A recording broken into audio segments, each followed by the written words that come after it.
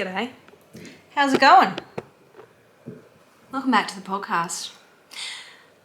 On today's episode of Unhinged History with your unhinged host, me, taniberlo, we will be covering the topic of revenge, a dish best served on fire.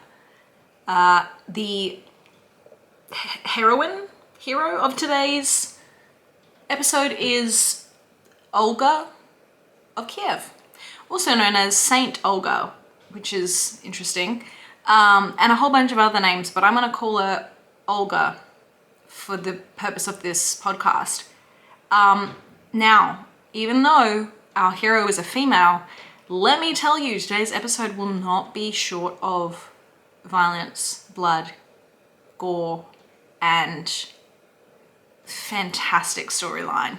So, if that's of interest to you, stick around. Cue the music.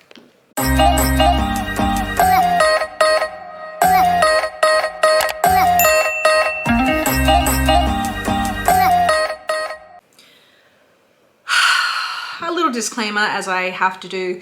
I am not an expert in 800 CE Europe, but I have researched it extensively, and I have cited my citations below, where you can do further reading. However, if you are an expert in this part of history, please comment, correct. We love to learn here. That's why we're here. This is a story. This is entertainment, okay? I'm a content creator. I like to tell the story. And it's meant to be irreverent and lighthearted, so I will crack dark jokes. If you don't like dark humor, probably wrong girl for you. A lot of people do take me very seriously, I've realized, and I don't take myself seriously. So, like, you shouldn't either, you know? And this episode, this podcast is irreverent. Like, literally in the title it says that. We're not gonna be beating around the bush. Anyway, now that we've got that out the way, let's talk about Olga. So, a little backstory so that you know where we are in history, so you can like orientate yourself. Rome, the Roman Empire, that big daddy of an empire, he's fallen. That happened, you know, a few hundred years before where we are at the moment, talking about. However, when the Roman Empire was kind of falling, the western part of the Roman Empire wasn't. They were all good. And so then Constantine the Great, the first one, I think, he was like, oh yeah, the city of Byzantium, let's name it after me, Constantinople.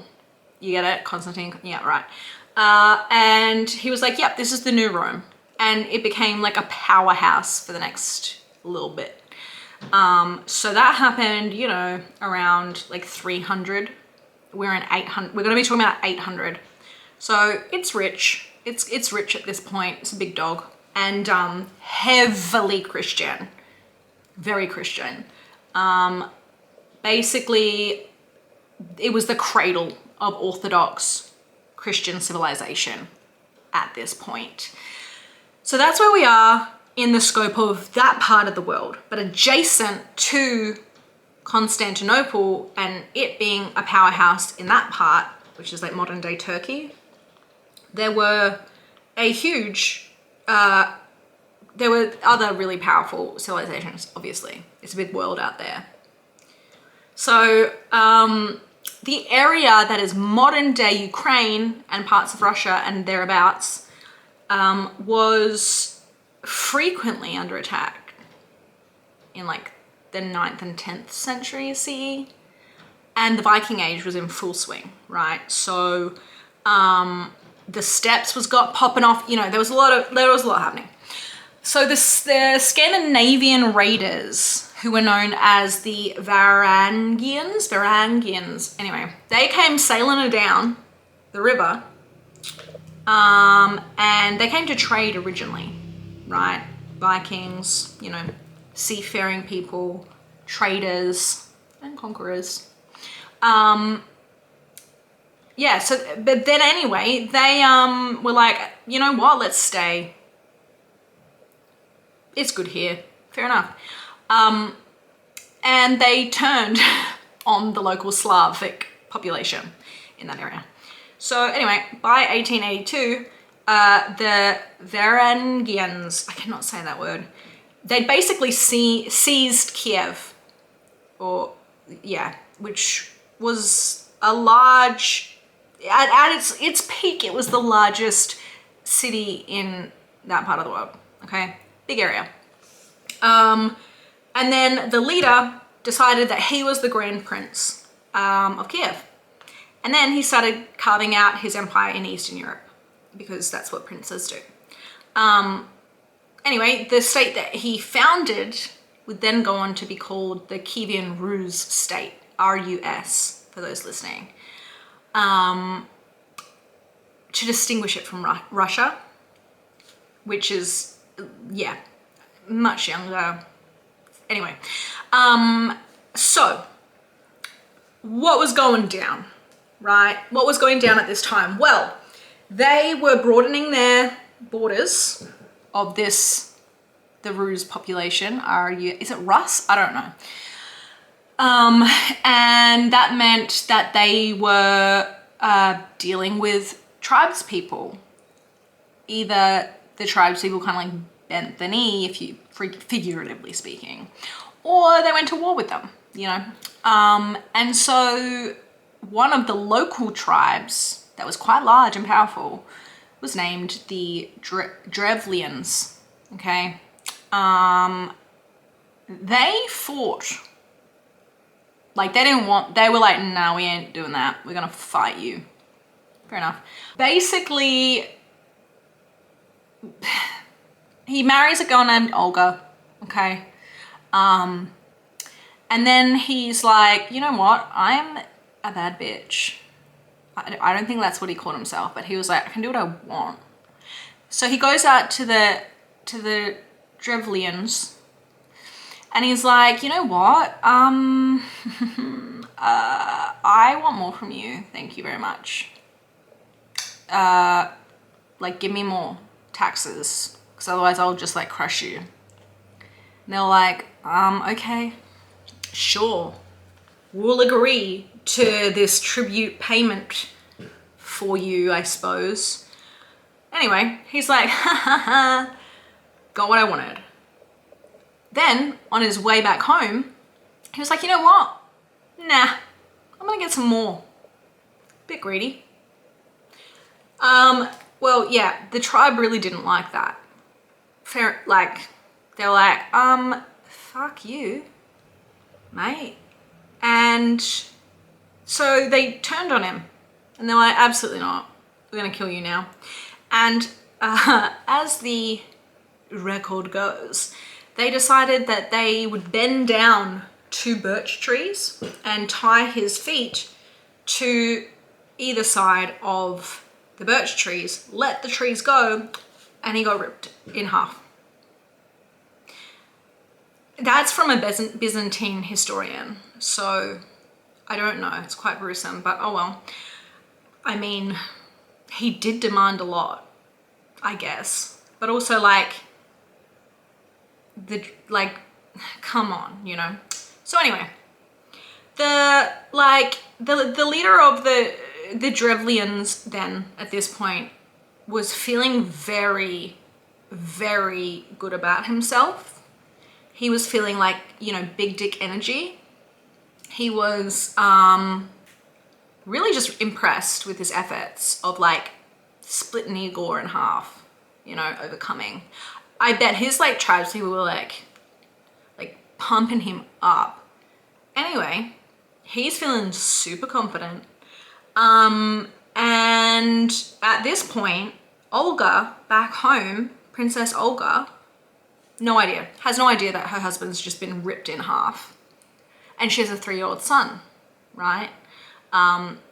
So, you know, she's like sitting at home waiting for like her husband to come back, who she loved, probably playing with their little 3-year-old. And then, you know, she's just like completely unaware of what was about to come. So the leader of the Drevlians, very inflated ego at this point. He's like, lol, we just killed Igor that easy. Like, why do we bow to them for so long? We can do what we want. Let us take their land, and let's take Olga. Because like, she's my property now, I suppose. So, you know, that's a special attitude to have. Very special. So Prince, what's his face? Mal says, like basically just like presents to Olga. He's like, hey, send some negotiators with the message, right? Not him himself, his like little butt boys, right? And he was like, look, I just killed your husband, haha, you'll marry me. And Olga was like, you do want it? I'm like, yeah. Our brave Prince Mal, yeah, he like ripped your husband in half. It was hectic, yeah. And you'll marry him now. And she's just like, oh, will I? Basically they're like, yeah, because like, obviously it's gonna improve our status, your status too, because of our big strong leader who ripped your husband in half. And then, you know, like it's equality and everyone's happy. And Olga's like, oh, everyone's happy, are they? Uh-huh, okay. So she's smart, right? She like somehow keeps calm. Maybe she goes away into a quiet room, screams into a pillow. But Olga was no one to be messed with. Absolutely not. She was a very intelligent woman. And she didn't like, I'm gonna just go out and say it, I reckon Prince Mal was probably a fuckboy. She didn't like the attitude, and she would not be messed with. So she came up quickly with a strategy.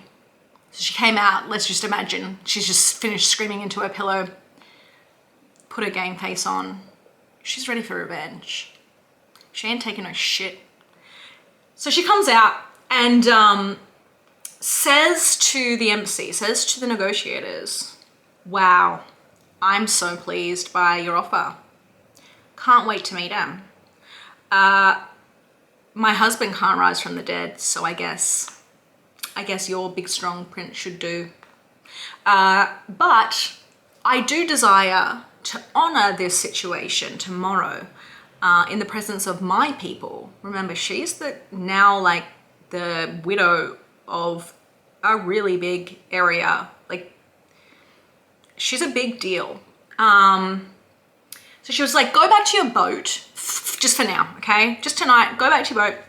And then tomorrow I'm gonna send some of my people after you. And then you can come in and we can like, I don't know, have a party. But you guys don't come in on foot, okay? Stay in your boat. We don't want to inconvenience you whatsoever. Just stay in your boat. We'll move you in your boat and carry you where you need to go, in your boat. So that's her response. The negotiator's like, sweet, party time, awesome. They go back to their boat, probably get pissed drunk, I don't know, on mead. So anyway, Olga's like, bunch of dickheads. She's probably like furious, like grieving, furious. Because like anyway, like the audacity that they were just like, yeah, we're so much better than your ex who ripped in half. Sorry, I'll stop saying that. So on the morrow, as requested, Olga basically had people go out and be like, hey, come on in, stay in your boat. But little did they know that during the night, Olga had gotten a whole bunch of people to dig a humongous hole in the ground, big enough to fit their ship. Massive hole, huge. So, as she directs, the Kiev people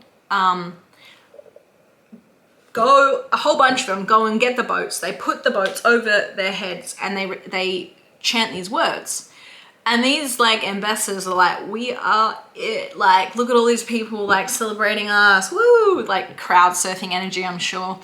And that, yeah, they were all like happy and stuff, thinking like everyone was like, hey, look at us. Look at you guys. You're amazing.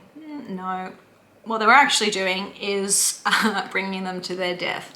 So basically, once they got to this big hole, they just dumped the people in the boats inside the hole, in which then they buried them alive. Yep, just straight up buried them alive.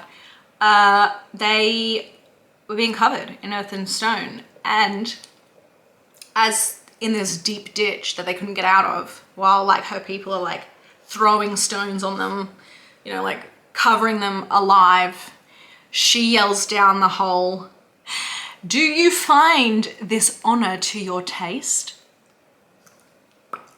Wow. Anyway, she was big mad, okay? So that wasn't enough for Olga. Nay, she had more in store. So immediately after this, the Grand Princess Olga took the next step of the plan. She had a 3-part plan because she was that bitch. The first part plan executed within hours, right? So step 2 is underway now. Eyes on the prize, meaning she is not going to rest a day until she gets her revenge. Fair. Inspired. So anyway, plan B, 2, yeah, second part of the plan, you get it. So she sends a message via one of her messengers to Prince Mal. Big dick Mal, who was still in the Drevlian homeland, because he didn't come out, remember, he was just his like half of his like court or whatever, like his best men, half of them or whatever. So anyway, Olga asked him to send out his most dignified people, his best men, like his closest ally, like the ones that, you know, probably wash his butt or something, I don't know. And she asked if he would do her the honor of having them come out so that she could treat them to a little wine and dine, you know, like really, you know, bond with her new husband's besties. Anyway, so this is the thing. Most distinguished men to her in Kiev, so that she might go to their prince with due honor. So she was like, yeah, I want to learn all about you, babe. Anyway, he was like, oh, yes, no worries.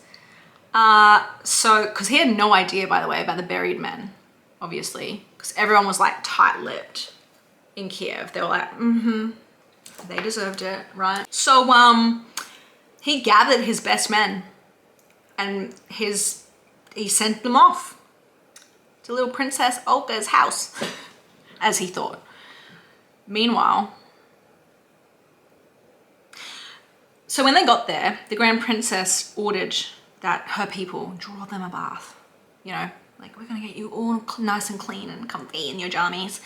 And there was a bathhouse, big bathhouse, super hot, you know, all the lads probably in there like, whatever, I don't know. And then she was like, hey, get dressed, like treat yourself, self-care. And then after you've been bathed from your weary travels, then you can meet me and we'll have a great night. So they all went in the bathhouse, and little did they know that once they were inside, they heard this noise. Probably didn't sound like that. It probably was like clink, I don't know. The doors were locked from the outside. So they're probably like, okay, a little bit panicked. It's a bit weird, but all right. So the ambassadors were all locked up inside. Little did they know that Princess Olga herself was outside, and she was like, burn it to the ground. And so they did, with all the ambassadors inside. They burnt the bathhouse to the ground, and all the people inside was set alive, set on fire alive. They died by fire. And she probably stood there and listened to their screams and was like, you feel my fury. I don't know why, but like the like phrase Dracarys, you know, that comes to mind, but like it's not dragons, it's like people in a bathhouse. That actually happened. Anyway, so she's like literally wiped out pretty much all the king's horses and all the king's men. They cannot be put together again. And like Prince Mal is still thinking that he's like the big dog, because he doesn't know that all his people are dead. Anyway, so she moves on to part 3 of her plan, which arguably is, I don't know, a little bit crazy. I don't know, maybe she got a bit of, I really think at this point she's probably like a little bit bloodlusty. Just, I don't know. I've never like had to avenge the death of my king/husband before, but I feel like, you know, wiping out this amount of people like could have maybe been enough, but no, not for Olga, okay? So upping the ante, Princess Olga then sends another message after their big party night, you know, got to know his boys a little bit better. She ordered Prince Mal, she's getting a little bit forceful now. She said, prepare the greatest quantities of mead, which was like the drink of choice, in the city where you killed my husband. I'm gonna come. I'm finally ready to be in your presence. And I want you to prepare a funeral feast, big feast for my dead husband, so that I can properly grieve him and then we can get married. You know, it's only right that we do that, right? Because she hasn't even had the funeral for her husband yet.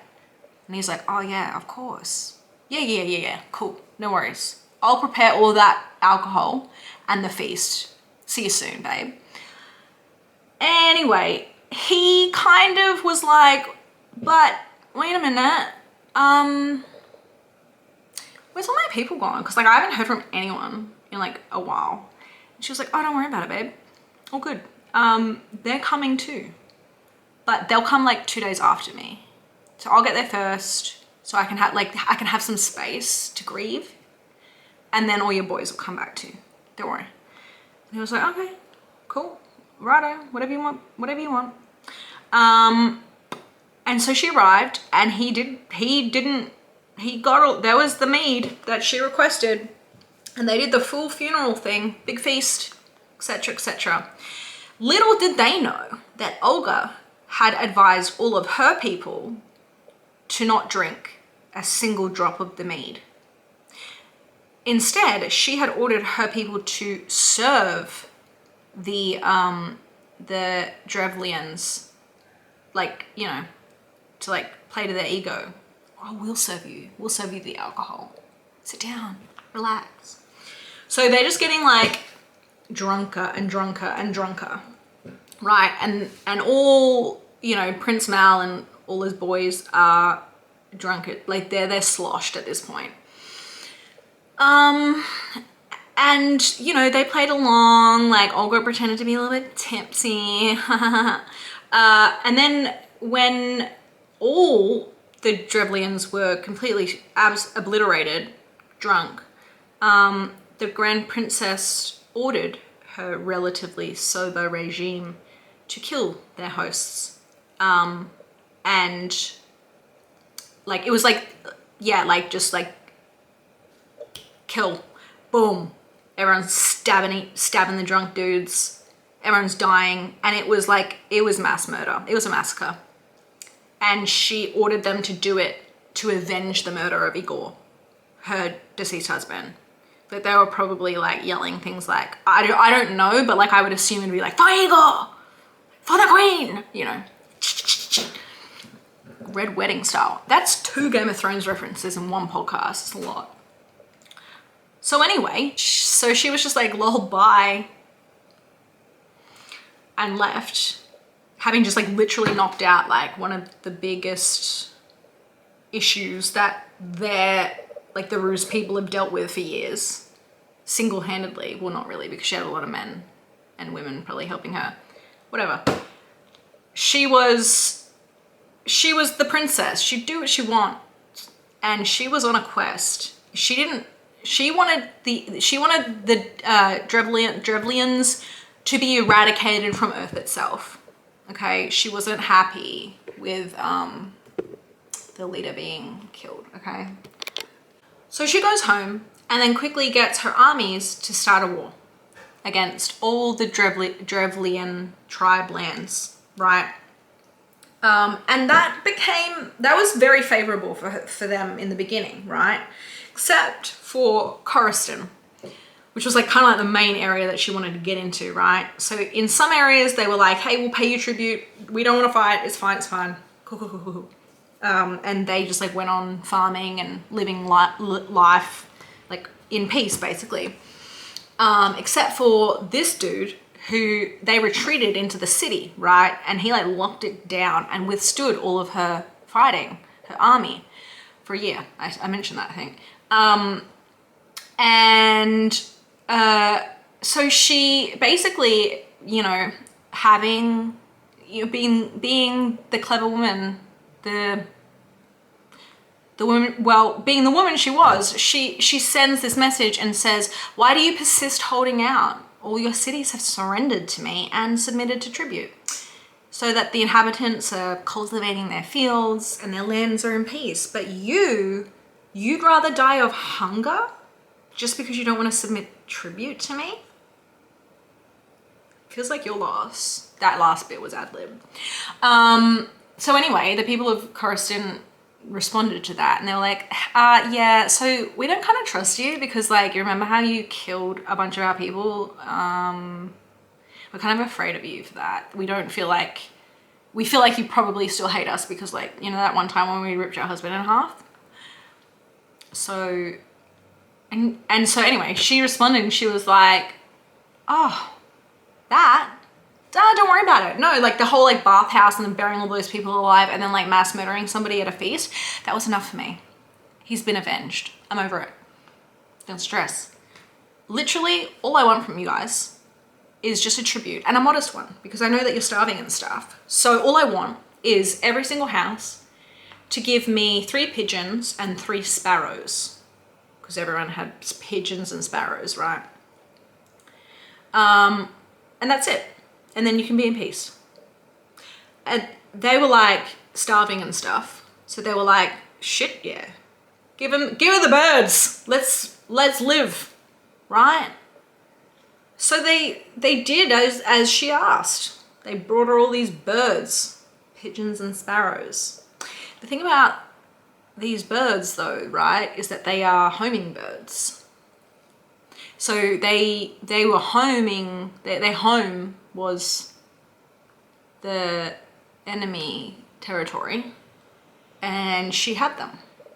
So in the middle of the night, she ordered her soldiers to attach a piece of sulfur in a piece of cloth around every single bird's foot.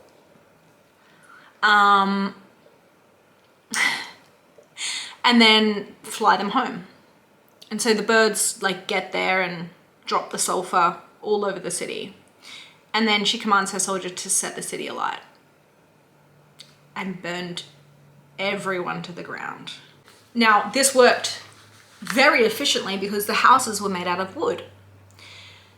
As one source put it, there was not a house that was not consumed, and it was impossible to extinguish the flames because all the houses caught fire at once. Can you imagine seeing that? You'd be like, she's magic.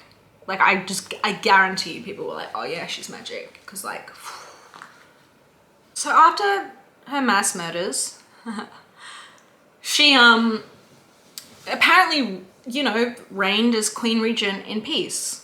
While her son grew up, and she, established trade routes, reforms, and got to know the neighbors, including the Byzantine Empire. So she decides to like go to Constantinople, sorry, and visit the Byzantine Empire. Now at this point, Constantine the Seventh was the emperor. Now, Emperor Constantine, not really knowing about Olga's triggers, was like, hey, you get to marry me.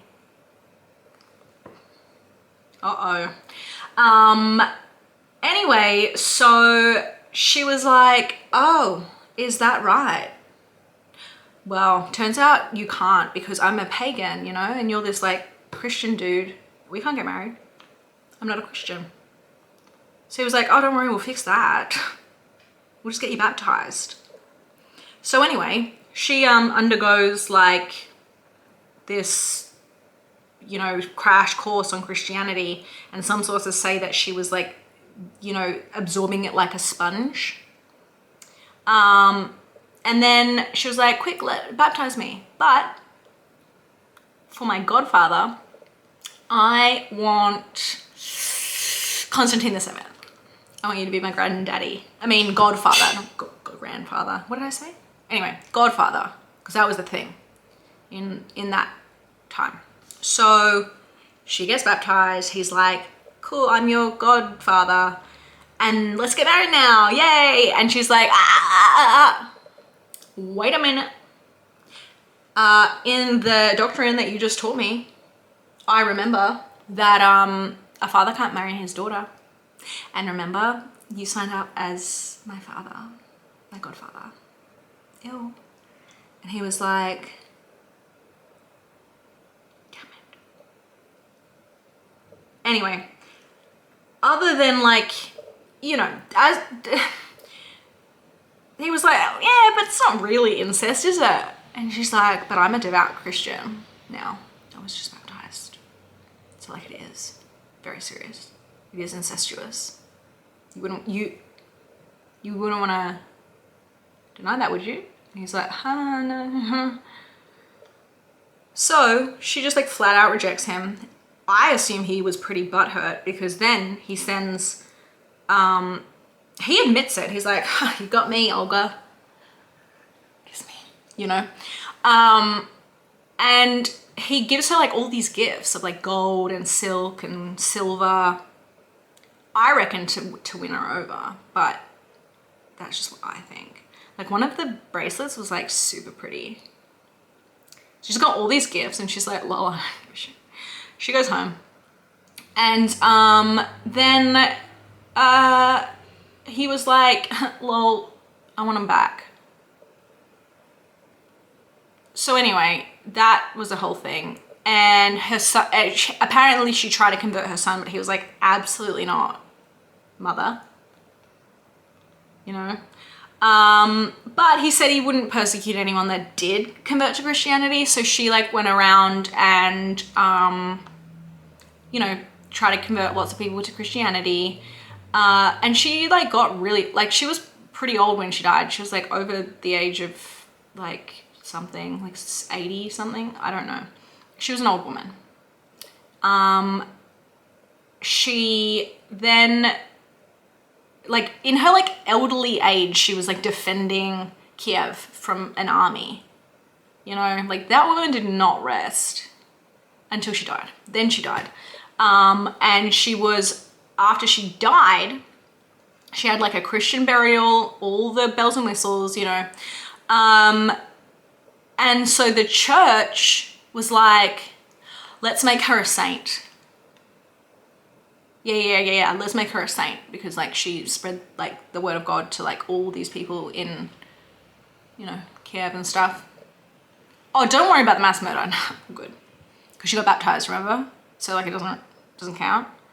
Oh, she manipulated the emperor? Oh, no. She was just like really devout. So anyway, that's the story of Olga. I don't know how people feel about her being a saint. Personally, I don't have a stance on that.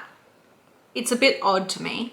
I must say that, but I don't understand that. So go hard, you know? Was she a baddie? Yeah, obviously. So what can we take away from this lesson? Don't assume women are stupid, I guess. That's one thing. Don't rip people's husbands in half. A good strategy, well executed, wins over brawn. That's what I would say. That's it. Thanks for coming. And I will see you in next episode. Hope you enjoyed. Please like, subscribe, or do whatever you want, you know. Love you lots. Appreciate you. Enjoy your day. Bye.